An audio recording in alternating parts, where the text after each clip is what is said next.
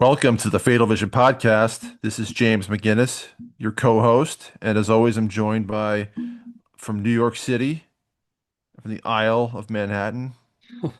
Billy, what's up, man? Oh man, I'm so glad you acknowledged I'm here. I'm still reeling from that commenter. Oh yeah, that was a tight comment. I was just we got a comment on our YouTube channel earlier today, and it was like full of all this effusive praise and oh, James, you're carrying on your father's legacy, and you should team up with this other podcaster who comments on your videos. You too, TW, referring to me and this other podcaster, would have a great show together. And I was so happy to share that with Billy because it was such high praise. And then now I didn't realize until he saw it that it doesn't acknowledge him at all. It's as if he doesn't exist. And so yeah, that was pretty sad. And you are here. You matter. You Okay, matter. good. Thank you. You know that you do. I know, I'm just And joking. And honestly, I loved the comment. look, it was a sweet comment. And it was a very thoughtful comment. Yep. It just didn't. It probably would have been more appropriate to send it to our direct fan mail line so that Billy wouldn't have reflected like that to you, Billy. I Uh, would have seen it eventually, man. yeah, I mean, for to my own detriment, I've been out on the front lines on the wilds of YouTube, um, replying to every comment on our growing page. Uh-huh. And there have been plenty of comments. I So know. I it's been looked. a labor. Yeah, and I've showed you some of them. We have a resident troll who sits on there all day. I really get a kick out of him. What's I his like our name? troll. Mel. Mal Evans. Mel Evans, and every comment is like, Jeff is the most beautiful man I've Beautiful, ever seen. hot. It seems like I don't know. It reads to me like he kind of gets like he's listened to the podcast a lot and he gets the jokes about how Jeff is just the hottest And he actually takes stuff he takes our jokes to another level. to an extreme. And then he's bringing in stuff that I don't even know about that I think he's making. That Jimmy Stewart from It's a Wonderful Life was a McDonald supporter. John Ritter and that John Ritter um was a huge McDonald defender and when Jeff heard that John Ritter died because his heart attack was misdiagnosed at St. Mary's. He wept in his prison cell, knowing that he would have saved John's life. It's like some of it sounds like fan fiction or just Yeah. psychosis. So it My, might my be the personal person might favorite, be yeah. It could be my totally yeah. my personal favorite was when he said even Freddie Kasav acknowledged that Jeff looked amazing with his shirt off. And then I received a formal request to ban him. From Uh, River Truth. who's one of our top River Truth is one of our top fans. Period. So River Truth, if you're out there, Oh, they're out there. thank you. Thank you. Think of Mal as a troll. They're doing a bit. I'm sure of it. I'm sure they're doing a bit. Yeah. No, I don't think there's people that were speculating. Is Mal Catherine MacDonald? No, no. There have Can't been one be. or there are one or two people that have struck me as possible Catherines. Yeah. Usually they're ones who are say they're just asking questions, they're playing devil's advocate, they're trying to like make do the soft approach, like, hey guys, but don't you think Stokely did it? Um, Hey, man. I'm just asking questions. Ugh. No, there's a couple. Yeah, so I don't know. We just just acknowledge giving them the light of day and River Truth. We appreciate that that feedback, but we've only banned one person from the comment section of the Fatal Vision podcast, and it's someone who used a disgusting, despicable word to describe someone in the Kassab family, and I immediately banned them for life.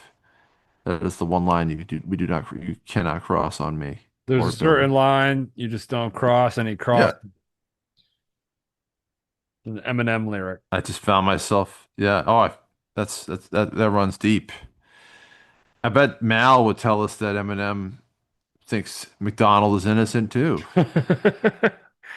Mal, if you're out Uh, there and you're doing a troll, yeah, please comment yeah. Please Eminem comment on this video. Yeah, that Eminem loves McDonald's. signs of life out there. Wait, did Mal also do the one mocking you like, oh, like Fatal Vision merch and Yes, that was yeah. the they were the only person who commented on my post celebrating the launch of the Fatal Vision podcast Substack. Mal was swooped in within minutes Oh, and said, "Oh, I bet the scoop is going to be that that McGinnis and McDonald estates are merging and mutual." It was like really wild, incoherent stuff about the cashing in uh of on this, and so I'm not 100% clear if Mal is just the most dedicated troll or they're actually unwell, deeply unwell, because the prolific nature gives me pause because Mal is there day and night, and but yeah. that hey, so are we. So Yeah, who am I to I'm judge? never not on my phone. No, same. I don't think anyone shouldn't be on their phone all day. Um, and well, let's.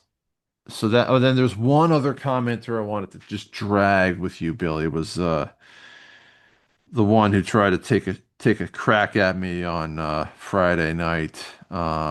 Rob Moore is their alias, and he said that I am the world's, or we are, I'm the world's ultimate hypocrite, or we are the world's ultimate hypocrite because we criticize the mainstream media for keeping the case in the news when we're trying to launch a podcast.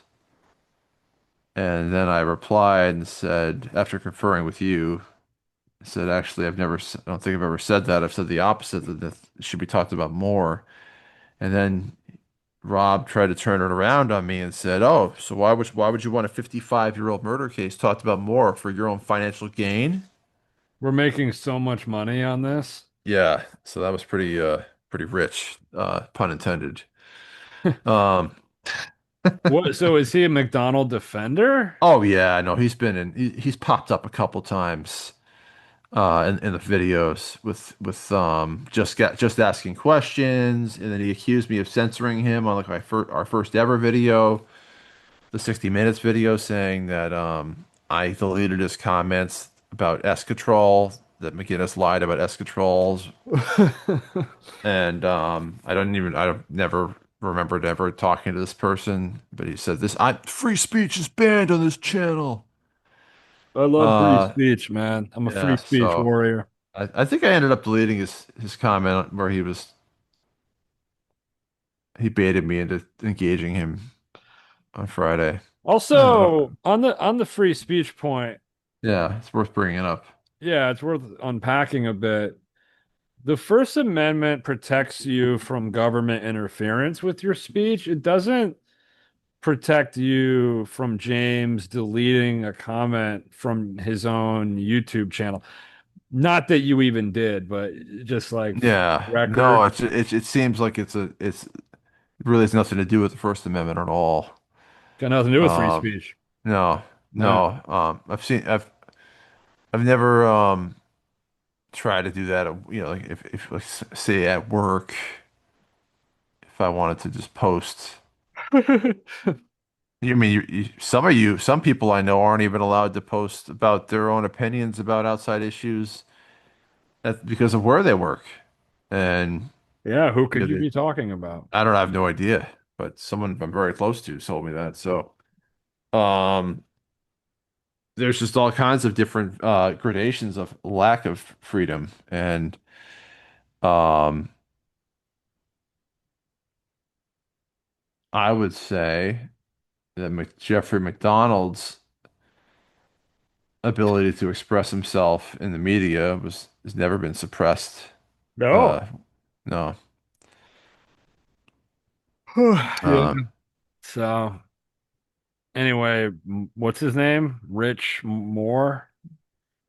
Rob Moore, Rob M Moore? Moore, was not. That's not their name. It's their YouTube handle. All right, well, Uh, Rob, listen, man, honestly, I'm so sick of fighting with people. I've ceased yeah. fighting. I'm sure you're fine. Oh yeah. God loves you with an endless love. Bottomless. Bottom, it is so high you can't get above it, Yeah. so low you can't get under it. It envelops you. And James and I don't want anything but the best for you. I just got a thrill up my leg when I heard you say all that, and I also just want to say, Rob, um, if nobody told you today that they loved you, we love you, and there's not a damn thing you can do about it. So go ahead and take your shots. Sit with that, Rob. Sit with that. Um, wow, that was a moment. I felt Oh, that. I I felt felt that. that. Yeah, I it felt that. feels. I felt the burden lift. Yeah, exactly. We worked through that in real time. Yeah. The burdens of public life and the Yeah. constant hecklers and troll, haven't encountered anybody in the street yet, but Yeah. fortunately, Yeah. uh, I don't look like the AI avatar that we use for our page, so pretty Right. easily disguised. Right. Right. Well, big news for all you chomping at the bit, champing at the bit to get uh, archival footage.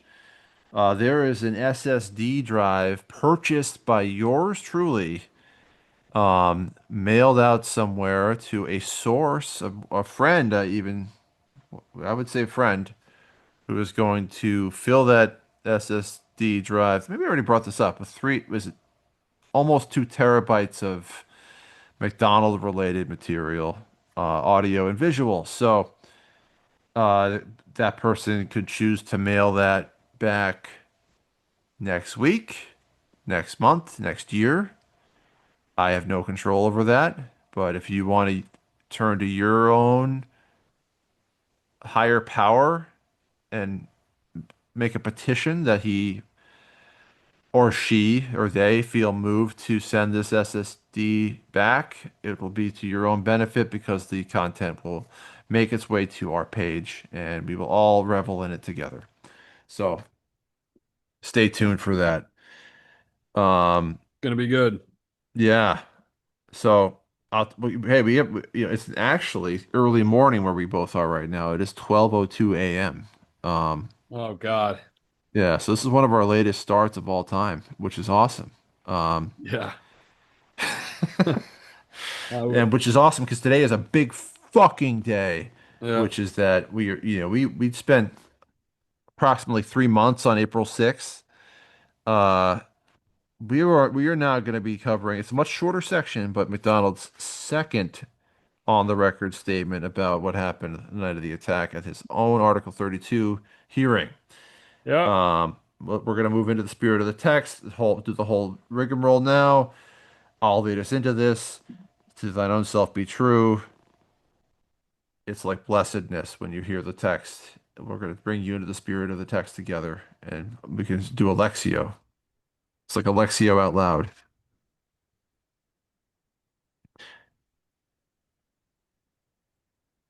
So, Let's toward do the it. end of the Article 32 inquiry, at Colonel Rock's request, Jeffrey MacDonald was examined by a panel of military psychiatrists at Walter Reed Hospital in Washington, D.C.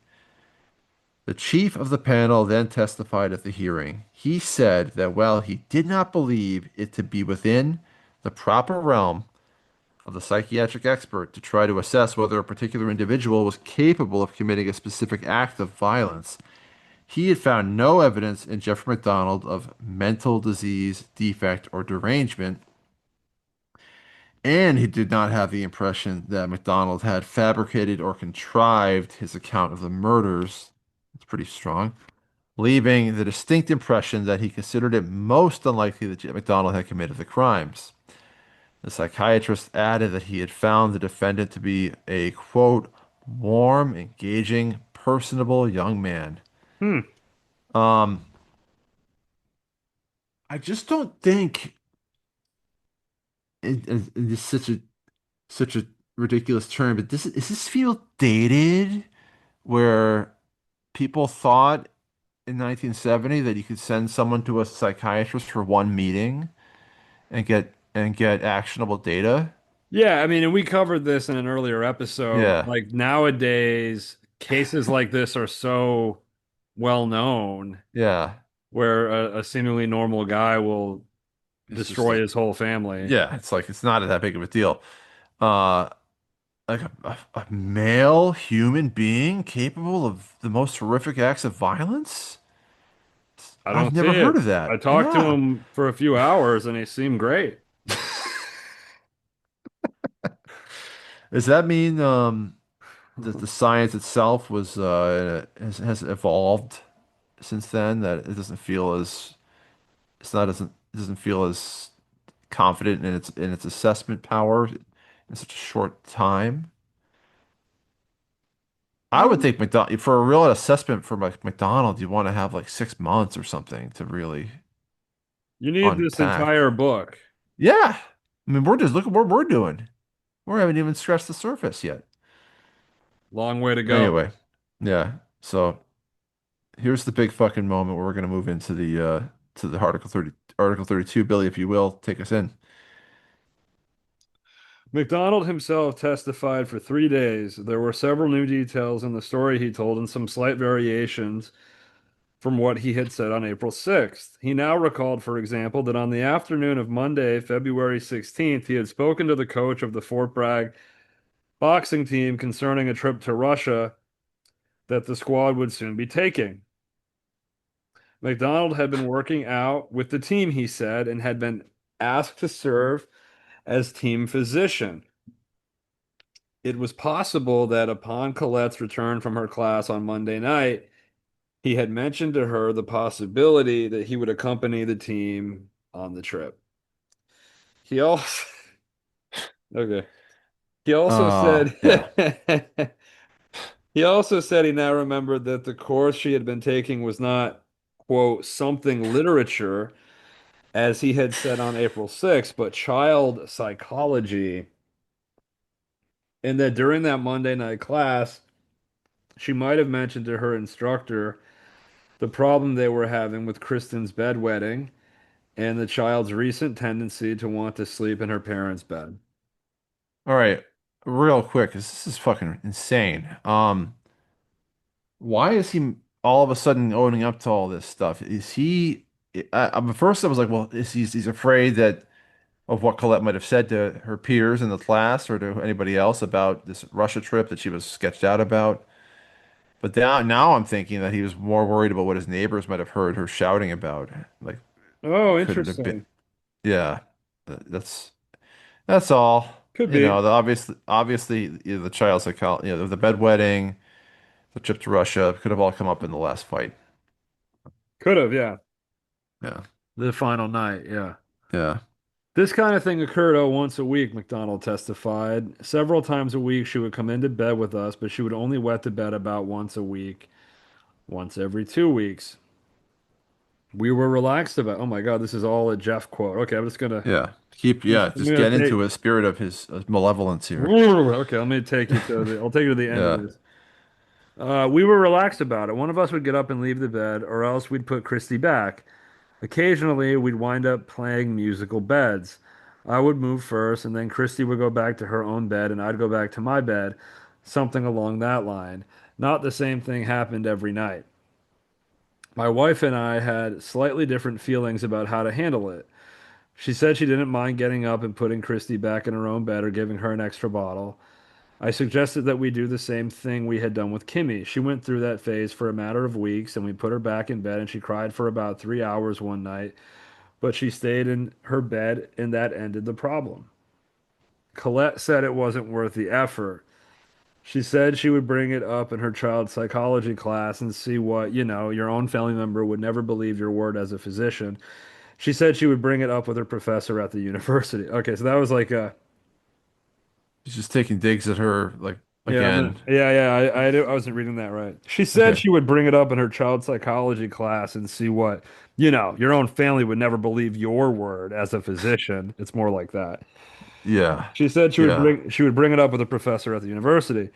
I didn't object to that because I knew he was going to say what I said. And I believe that night when she came back, she might have said something like, "We were we were talking about the bedwetting tonight," and I said, "Terrific. What did you learn?" Something like that. I'm not trying to be facetious. It's just so unimportant to me. Actually, I don't remember what we talked about.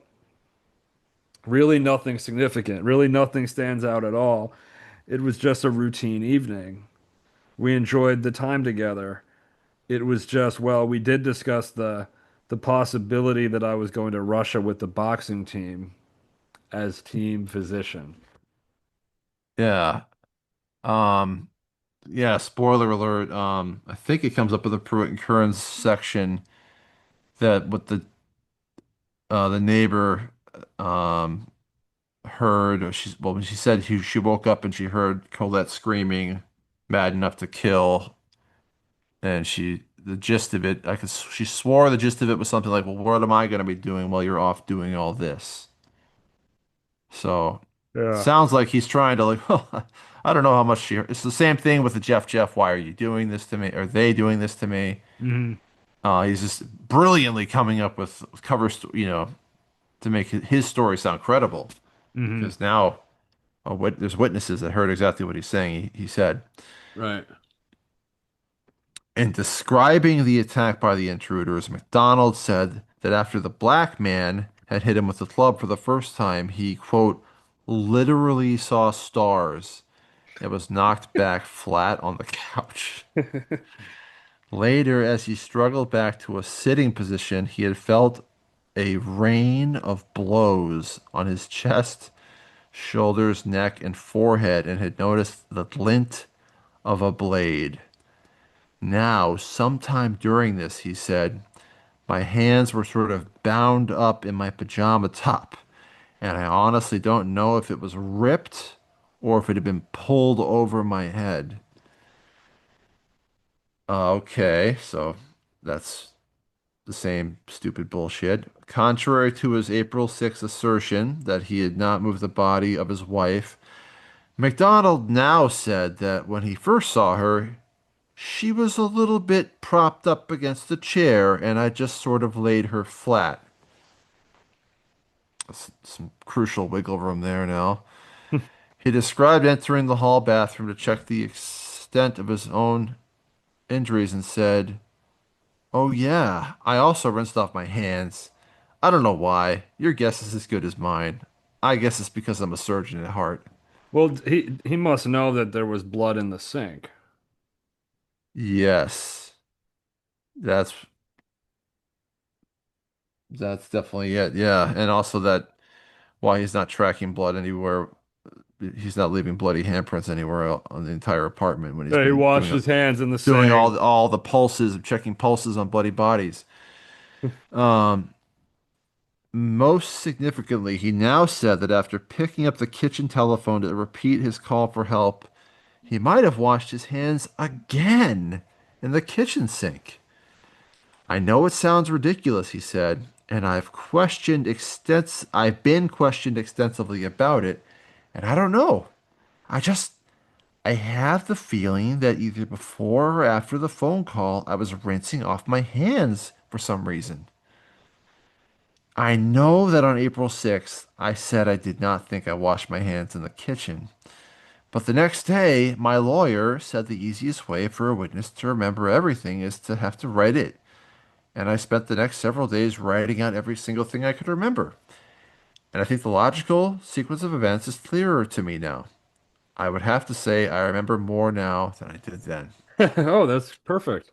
It's how convenient. An event that is more in the past, Yeah, you it's now becoming remember more clearly. clearer. Oh, interesting. My lawyer is a deep, deep a student of the unconscious mind, unearthing repressed memories. Mike Malley. He remembered, for example, that while examining himself in the hospital, either late on the afternoon of February 17th or at some point on February 18th, he had noticed, in addition to the wounds observed by the physicians who had attended him, this is off the record, two, two bumps on the back of his head, two or three puncture wounds in his upper left chest, quote, I would have guessed them to be ice pick wounds.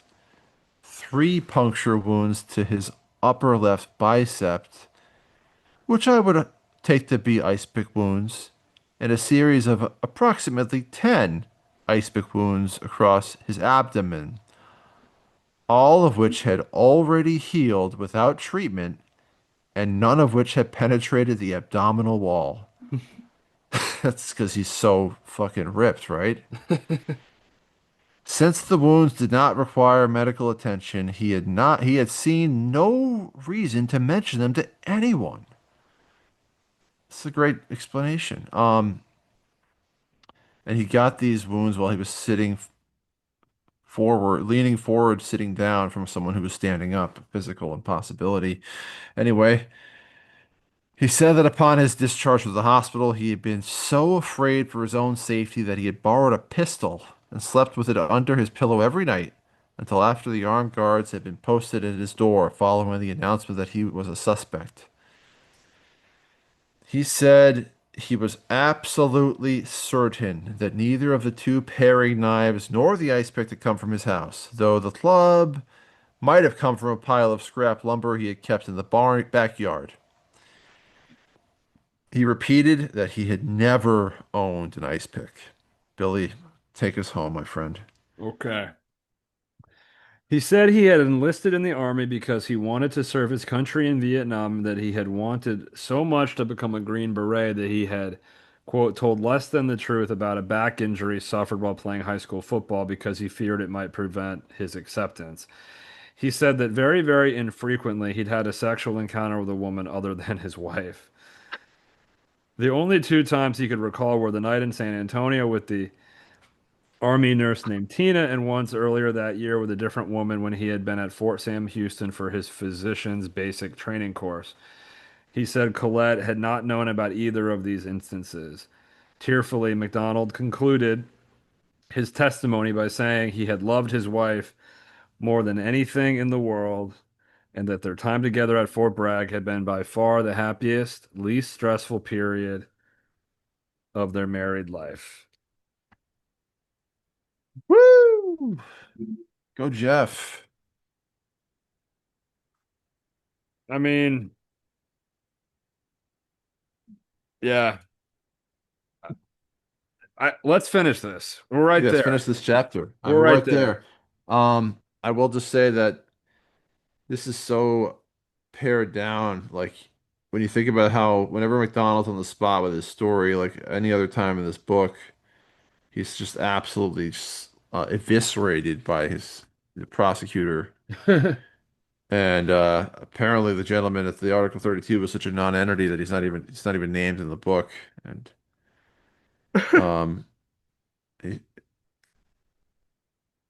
what do we I got here? love the idea that he forgot about wounds. Forgot to tell you that I had 10 stab wounds in my abdomen. They healed without any medical assistance. And it's like, yeah, like the doctors were literally looking at your entire naked body as you were there, and nobody saw stab wounds in your 13 or 14 additional stab wounds. Um, All right, so we are now in the home stretch where Colonel Rock now is coming into focus. The champion of McDonald's cause, the singular greatest hero of McDonald's movement. I'll take it. Okay. Colonel Rock was quite obviously impressed by Jeffrey McDonald, by his military bearing, his obvious sincerity, and by the sense of loss and sorrow that he communicated so effectively.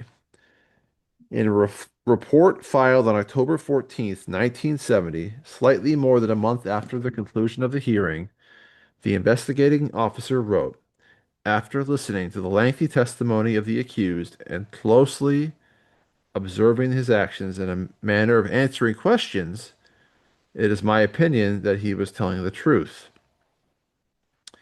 Colonel Rock also wrote, a significantly large number of character witnesses testified in behalf of the accused, covering a lifespan from age 12 through high school, college, medical school, internship, and military service. They all testified to the qualities that made him seem what can best be described as the all-American boy. Considering all known facts about the life and previous history of the accused, no logical motive was established. Because of the manner in which the victims were murdered, it is reasonable to conclude that the crimes were committed by persons who were either insane or under the influence of drugs. The accused was subjected to two separate psychiatric evaluations. Although there is a 4-month time span between the two, there is a striking similarity in the conclusion. Basically, they believe he is now sane and was sane on 16-17 February. Both feel that the accused was not trying to hide any facts from them, and that had he been, they would have been able to detect it. The accused psychiatrist stated in addition that the accused was not capable of committing the crimes. All right, Bill, you want to pick this up? Explanations for any discrepancies in MacDonald's story are logical based on the testimony of the psychiatric experts, the time factor, his natural attempts to forget the horrible sights of 17 February, normal human failure to remember routine actions, and the confusion following the blow to his head. This is basically what the YouTube guy was saying. Yeah, this is solid stuff. Taking into account also the testimony in regard to Helena Stokely, the inadequate preservation of the crime scene, in the abundance of investigatory mistakes, Colonel Rock concluded his report with two recommendations. One, that all charges and specifications against Captain Jeffrey McDonald be dismissed because the matters set forth are not true. And two, that appropriate civilian authorities be requested to investigate the alibi of Helena Stokely, Fayetteville, North Carolina, reference her activities and whereabouts during the early morning hours of 17 February 1970. 2 weeks later, choosing not to make public Colonel Rock's recommendations, the Army announced simply that the charges against McDonald had been dismissed due to insufficient evidence. Jeffrey McDonald immediately applied for an honorable discharge. He said he felt bittersweet. He said, this is no victory. My beautiful family is gone and their killers are still at large. I'd like to get those people. I can't understand why the Army didn't try harder. I plan to do a lot of investigating. I think they should get the death penalty if they are caught. They made their decision when they killed my family. They should pay for it. Wow. So he's going to be a renegade investigator, just a man on a mission, right? Absolutely. Can't wait to Yeah. see how he does. Yeah. We all know. Yeah. As he later described, it's like Freddie wanted me to be one man FBI going through the fields of North Carolina. Insane. So yeah, he got off. I still don't really understand how he got off so easily at the Article 32. It's just like I guess it was just the bungling, The the suppression of bungling. the Stokely piece. That was bungling. I mean, of the, not Stokely, but of the, oh yeah, the Micah sighting.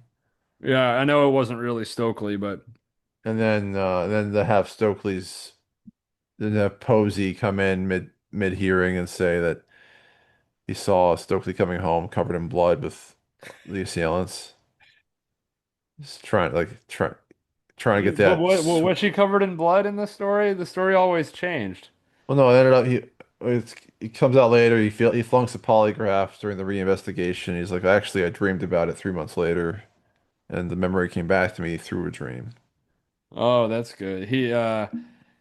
What about the fact that Helena was wearing black one day, the day of the funeral?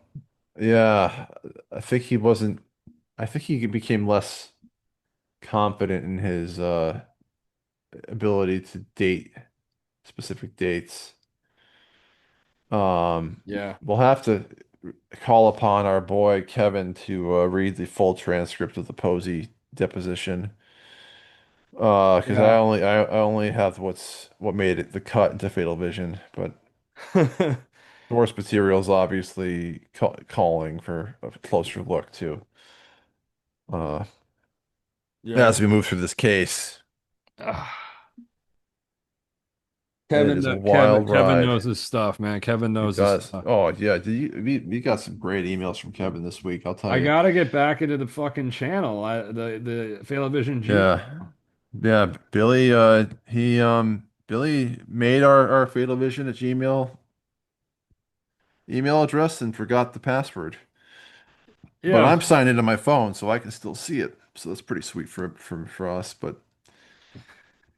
Kevin sent us a whole thing about uh Kassab and MacDonald and the period in the case what we're about to be heading into where Uh, MacDonald starts telling all these tall tales about murdering hippies in Fayetteville and burying them. yeah.